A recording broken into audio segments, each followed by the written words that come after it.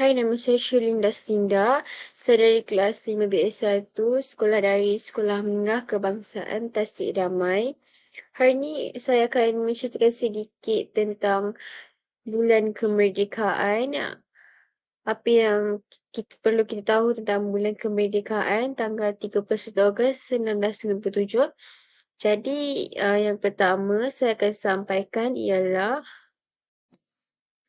okey.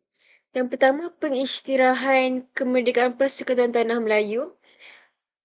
Pada 31 Ogos 1957, pengisytiharan kemerdekaan Persekutuan Tanah Melayu yang pertama telah dibuat oleh Tunku Abdul Rahman Putra, Perdana Menteri Persekutuan Tanah Melayu, tepat pada pukul 12.30 malam di Padang Kelab, Selangor, Kuala Lumpur.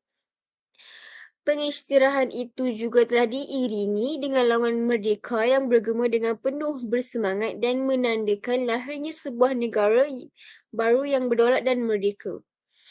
Upacara pengisytiharan kemerdekaan Persekutuan Tanah Melayu sepenuhnya telah dilakukan oleh Tunku Abdul Rahman di Stadium Merdeka, Kuala Lumpur pada pukul 11.30 pagi di hadapan Raja-Raja Melayu dan 20,000 rakyat Persekutuan Tanah Melayu serta perwakilan dari 30 negara-negara Commonwealth.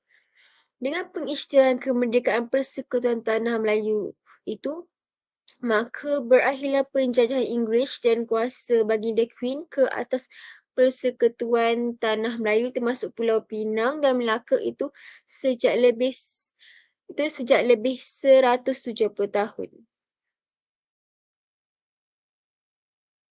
Okey, tajuk kedua pula ialah kegembiraan menyambut kemerdekaan.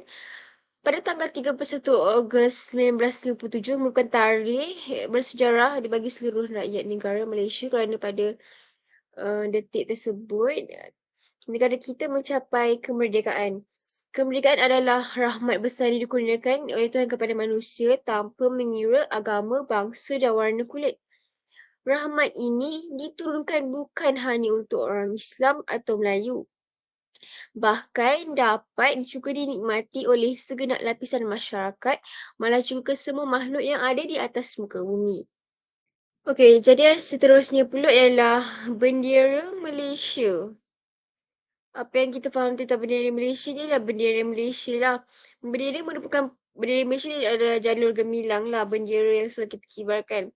Bendera merupakan lambang kepimpinan, simbol penghormatan, martabat dan kedaulatan bagi sesebuah negara.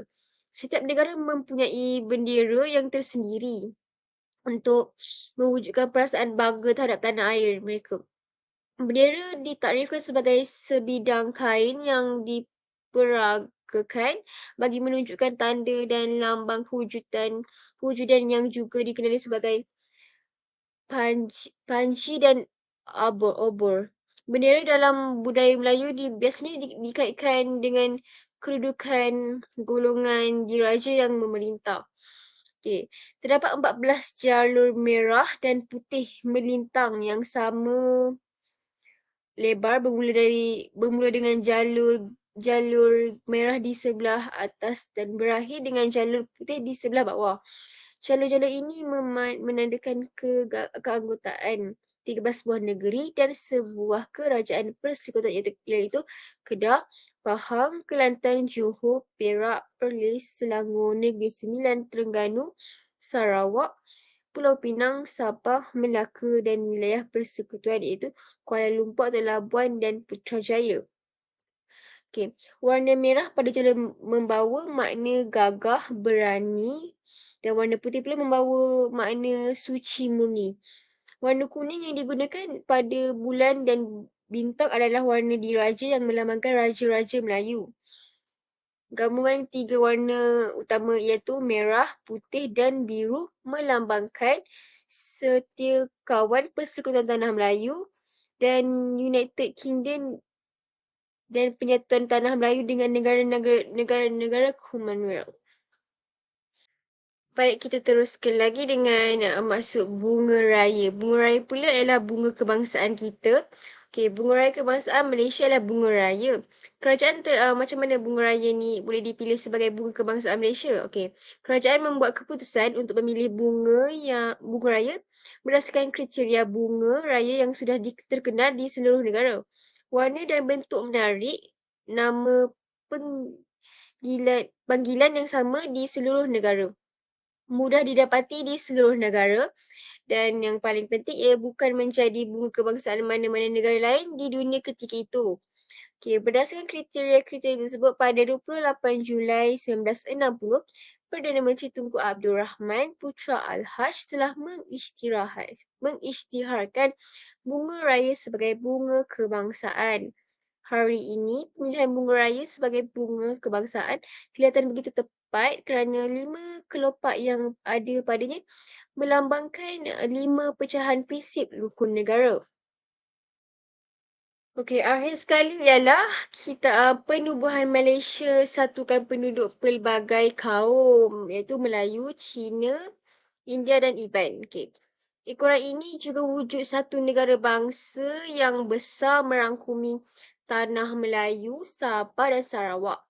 Ia mengimbangi nisbah penduduk terdiri pelbagai agama, budaya dan bangsa.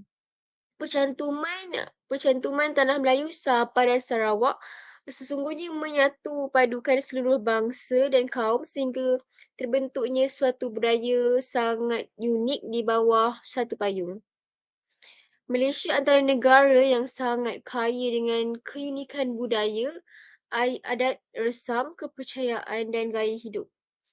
Lihatlah kesannya sekarang dengan pelancong daripada dalam dan luar negara tertarik melihat sendiri gaya hidup masyarakat yang mempunyai budaya unik ini.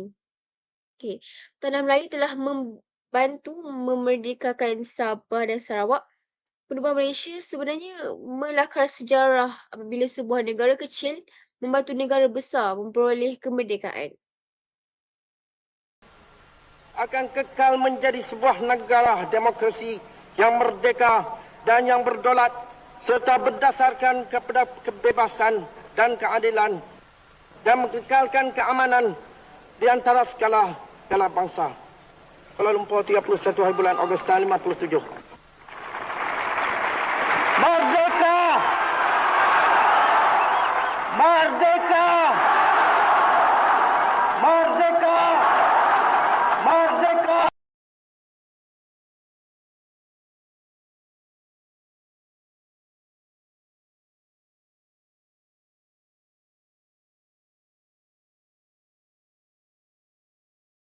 Saja daripada saya, diharapkan video ini memberi manfaat kepada semua yang melihat video ini. Selamat menyambut Hari Kebangsaan dan itu saja daripada saya. Sekian, terima kasih.